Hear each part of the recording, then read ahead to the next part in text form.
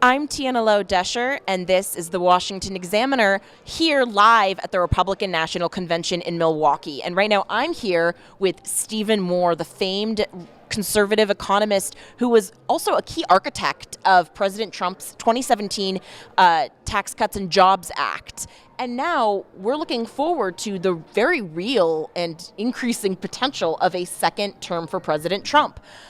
I just wanted to ask you specifically, let's jump into that TCJA. It famously lowered the top corporate tax rate from 35% to a flat 21%. Yes. And for a second term for either president, they have very diverging visions. President Trump has said that he would want to decrease the rate even further to 15%, while Biden wants to increase it to 32%.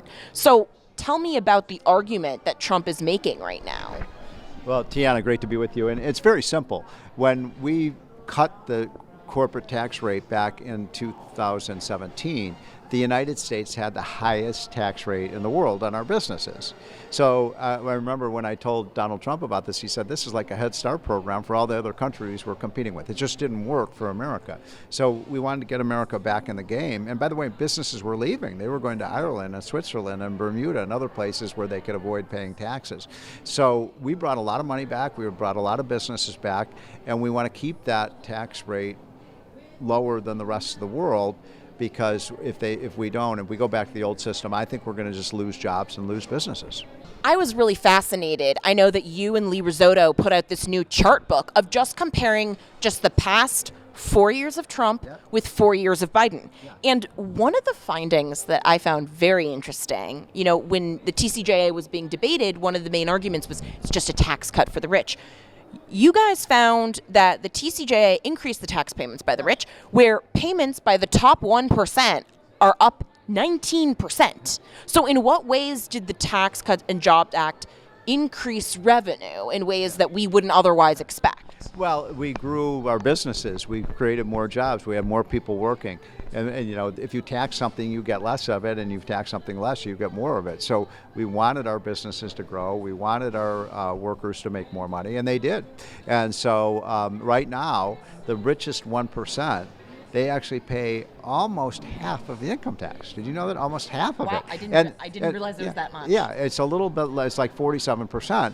That's an all-time high. There's no country in the world that relies on the top 1% to pay more of the taxes than the United States does. So we actually have one of the most progressive tax systems, but I bet most of people think it's the opposite because the left keeps saying they're not paying their fair share.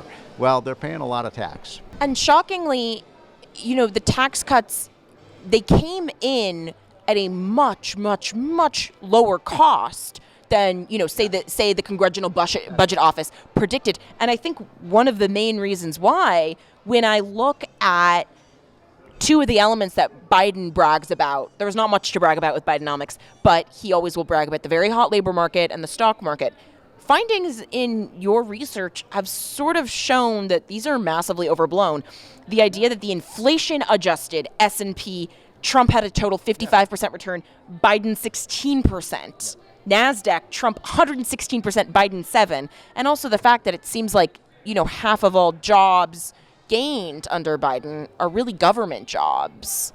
Well, there's a lot there. You're right. So first of all, on the stock market, it is true, recently the stock market's doing very well. Isn't it interesting, by the way, that's happening as Trump's numbers have improved in terms of his chance of winning. But you're right. I mean, if you look at how much money was raised by the taxes, last year we collected a record amount of tax revenue. We don't have a revenue problem in Washington. We have a massive overspending problem. And by the way, I'm not blaming this only on Biden. Republicans and Democrats are spending way, way too much money. We have to cut back. I like what Rand Paul says, like, why don't we go back to how much money we were spending before COVID? Yeah. If we did that and made a few adjustments, we could balance the budget. That shouldn't be so hard. And Trump has big plans looking forward for the second term. And I know that, there's been a lot of dissent and debate within the GOP in a way that there isn't really in more the uniparty Democratic movement. One of the big debates is about trade. And Trump is, he's an America First guy. He's proposing this potential 10% universal tariff. But I thought it was really interesting that he included the U.S. dollar maintaining its reserve status, that being a priority in the RNC platform. And in a recent interview, he invoked William McKinley, who ran against the free silver movement, right? Who ran against debasing the currency. How does that pair with him tapping J.D. Vance as the vice presidential nominee when Vance has been open to devaluing the currency to decrease the trade deficit? Well, I'm very much against devaluing our currency. I mean, by the way, that's what inflation is. Inflation is just to devaluate. So do you like higher prices, folks? Do you like paying more for gas? Do you like paying more for your groceries and your rent and your mortgage? No, we need a strong dollar and we need a stable dollar. And that's, if my buddy Arthur Laffer were here, he'd say that's one of the 5 pillars of prosperity, is to make sure that we have a strong, stable currency. I cannot emphasize enough how important it is that the United States dollar is the world reserve currency. We benefit enormously from that. We benefit over China, Japan, Europe. They're envious of us, so we've got to protect the value of the dollar. And how do you do that? You grow the economy, you keep taxes low. I think Biden's policies would be a disaster. He wants to, for example, double the capital gains rate. Right now, the capital gains rate is 24. He wants to double it up to like 44%. He wants to tax unrealized capital gains. And that's like 401ks that you're Yes, taxing exactly. at 44%. I mean, it'll depress the stock market. It will have a very negative effect. So the other thing on trade, I'm a free trade guy. I think the United States, for the most part, benefits from trade, but I want to say something on tariffs. Trump has used tariffs in an effective way to get other countries to do I'm talking about the threat of tariffs, to get countries to behave themselves and to do things that are Americans' interests. So I think a lot of people miss it. When he says, I'm going to put this huge tax on China, he's telling China, either you play by the rules or we're going to hit you hard. Yeah, and it's definitely a much more terrifying foreign policy environment than it was when he left. Yeah.